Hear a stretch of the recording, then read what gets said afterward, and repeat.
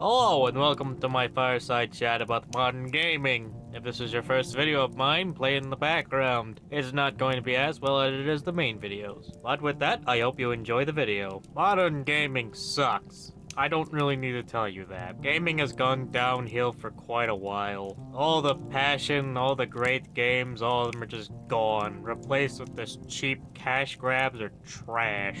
Hope you like 40 gigabyte updates, microtransactions and $60 games, and of course, who could forget insanely bloated file sizes while the game itself is not even optimized. Please buy our $70 game that we put a lot of hard work and effort into, and are probably going to shut down the studio immediately afterwards because it didn't make enough money. That's kind of just modern gaming in a nutshell, at least in the AAA space. I will get more into that later. Which is kind of a shame, because I genuinely miss the good old days of gaming. I know I sound pretentious, but there was a time where gaming was actually fun. I remember being a wee lad, and then I discovered the Nintendo 64 and Super Mario 64. It was truly amazing. What a great game Super Mario 64 is. And from there, I forever became a gamer. Yeah, I've been playing games throughout most of my life. It's been a personal hobby of mine that's stuck around for the longest, really. As hobbies have came and gone, this one's stuck around. Gaming means a lot to me, and it's kind of a shame the current state it's in.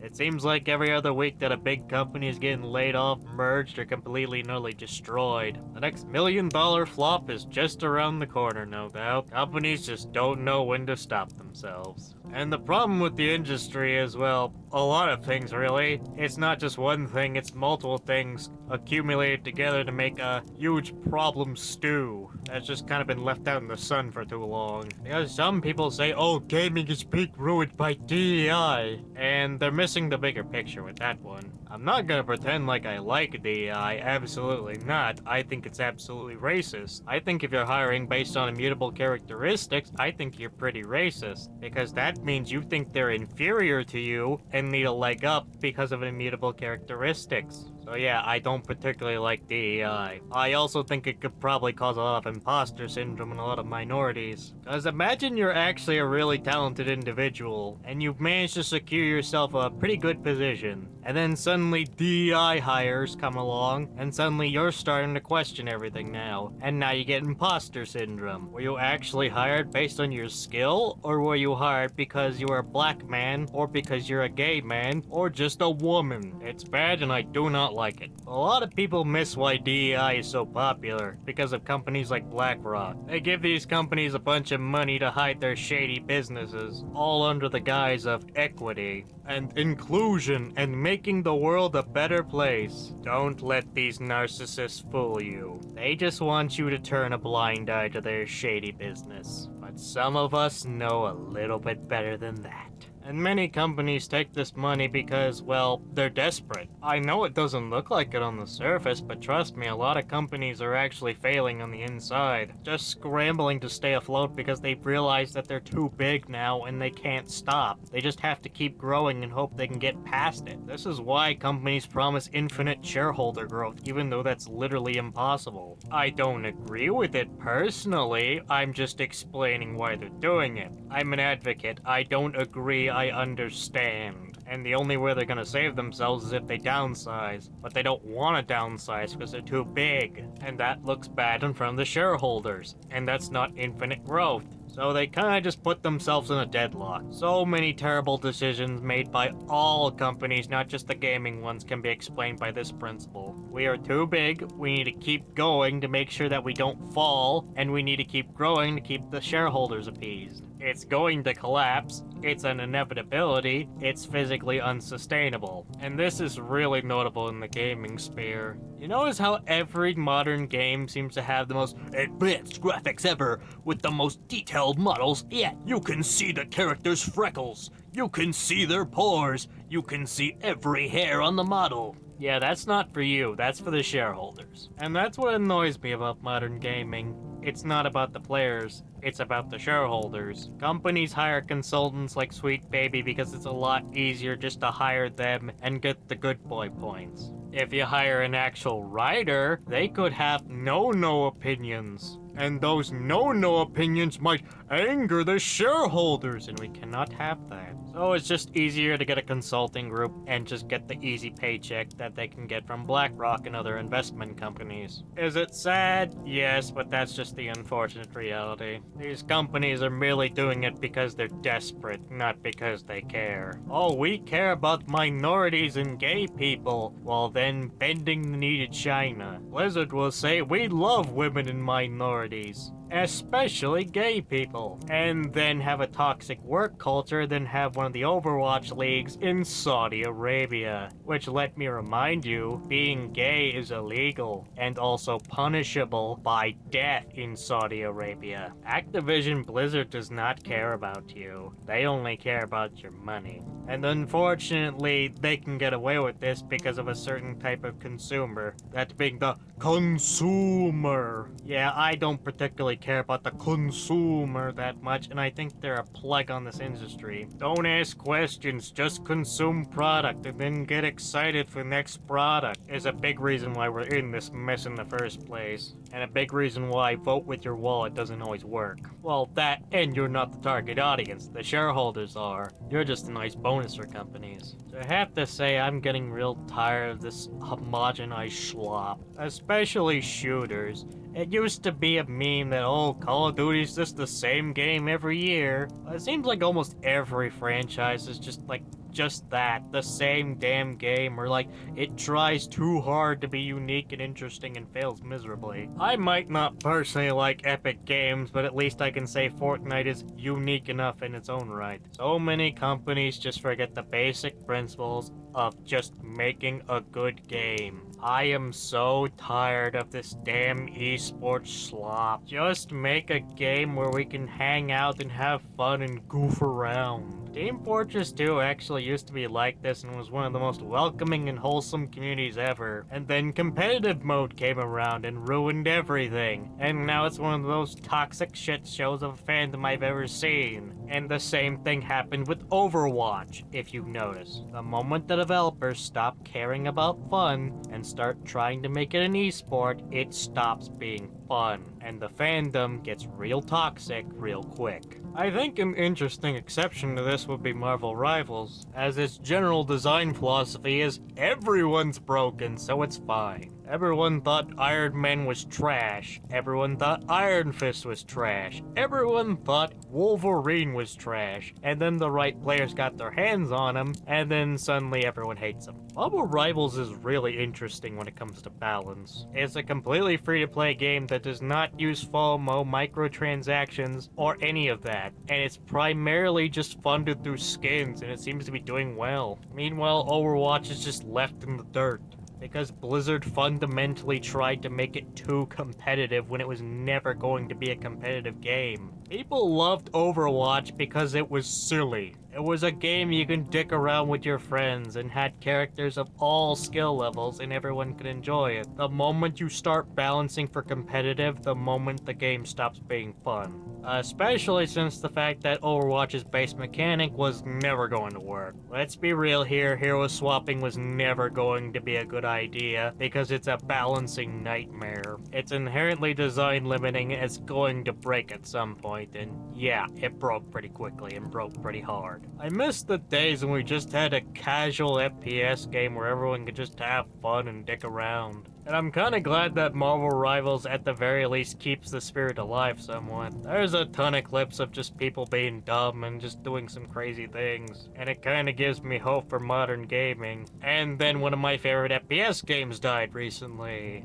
Everything I love turns to ash. If you've never played Paladins, it was basically free-to-play Overwatch, but better. Yeah, I said it. Paladins was really good despite all the problems it had, and it had, lot of problems. It was a buggy mess at best, and it was generally quite unbalanced a lot of times. And also had some incredibly stupid management, like Cards Unbound. Yeah, let's just copy what EA's Battlefront 2 did. That's a great idea and didn't have horrible backlash. Yeah, what was Hi-Rez thinking at the time? Or the incredibly stupid decisions to change things. I was there with the community and was one of the few communities I actually felt a part of. I left on my own accord and left on good terms with the game, mind you. But still, it hurts to see it go. Especially just on a sour note at that. It makes me quite sad to see a community like this go. Even though I haven't been a part of it for years, it still hurts. It's like losing an old friend, only to find out they died of a drug overdose. You kinda just feel sad that you left them, but at the same time, it was probably for the better. But a part of you still dies a little bit inside. So many games just forget to be fun, and so many games just die because mismanagement.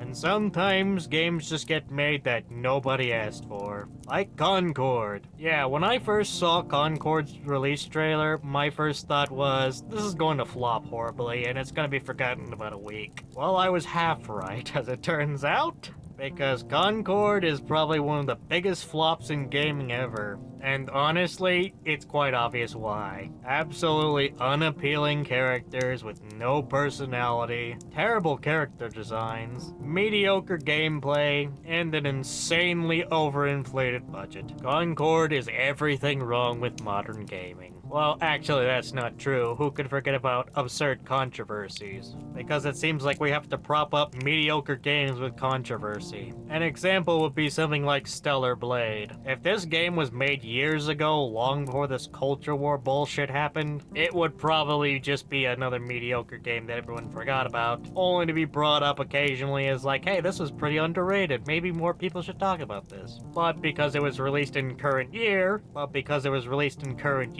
and we can't have attractive women because narcissists on Twitter have to have a fit, it's gotta be controversial. Or Assassin's Creed Shadows, which basically drummed up controversy because Ubisoft knew their game was not gonna do that well because it's bad or mediocre. And go figure, that's exactly what it was because Assassin's Creed hasn't been good since 4. And also gotta love how Ubisoft completely pissed off the Japanese with the most insanely stupid things possible, and using a character that's incredibly historically debatable. There is really not a lot known about Yusuke the person versus Yusuke the myth, and Ubisoft decided to be a bunch of idiots about it. Then you have things like Dragon Age the Veilguard, which when it first released, my first reaction was, this looks nothing like Dragon Age. And mind you, I'm not a huge Dragon Age fan, I've only played a little bit of 2, although I do want to play the games at some point. So if even someone that's not really a fan can tell by your trailer that this looks nothing like Dragon Age, you fundamentally failed. Oh, and who could forget the miscellaneous bullshit with gaming right now? Console players have to pay for internet. I don't like this one bit and I think it's stupid. RGB garbage. I do not like RGB and I'm sick of seeing it everywhere. And of course, games should cost $70. No, they shouldn't. If you cannot even be bothered to optimize your game, you do not even deserve $60. You don't deserve $10. You don't deserve anything but me pirating the game, if I even bother to do that. Most AAA games are not worth $70. But the cost of the industry, everything's more expensive. Inflation. We gotta talk about inflation. Inflation games should have cost a lot more a long time ago. Except most games are digital now, and companies no doubt will make their money back a lot sooner than you might think. Games are one of the few things that are inflation-proof due to, digital markets. Yes, the cost of developing games has gone up, but that's because companies are insanely bloated and don't know how to trim down fat or, do this thing called budgeting. I know, crazy. That's a forbidden word in today's day and age. Actually spending your money well and not wasting it on pointless crap like unnecessary 3D graphics we can see the exact pores on the character models, or horse testicles that shrink in winter. Seriously, why was that even a thing? I'm especially worried for GTA 6. Not because I think it's gonna be woke garbage like a lot of people might be thinking, but because I worry it's gonna be an unoptimized mess that's just gonna be chock full of microtransactions, forced online features, and if the rumors are true, it's gonna cost $100 to boot. because you know you gotta justify those hyper-realistic graphics. Which honestly has me terrified for GTA 6, because Grand Theft Auto has always had this style of pseudo-realistic, and as a result the games have aged a lot better because of it. Sure, 3, San Andreas, and Vice City don't look the best, but because they have a unique art style to them that makes them age a lot better, they've aged a lot more gracefully than most games trying to be realistic. GTA 4 especially still looks pretty good because it's very stylized. So what has me worried, GTA 6 is just going to be this hyper-realistic mess that's just going to have no style whatsoever. But a big thing is the death of the custom game engine in favor of Unreal Engine 5. A lot of people say Unreal Engine 5 is an unoptimized mess and is absolutely garbage. I could not tell you, I've never used Unreal Engine 5. The only game engine I've ever used is Godot, but even then I'm going to use Redo from here on out. Namely because of the Godot controversy, which if you haven't heard of it, Godot made an absolute fool of themselves. And while someone like Pirate Software might completely miss the point, allow me to rephrase this in such a way that will make sense, just to show you just how stupid this whole thing is. Imagine if McDonald's randomly just made a tweet responding to another person with no context, saying, "Apparently hamburgers are woke now. Show us your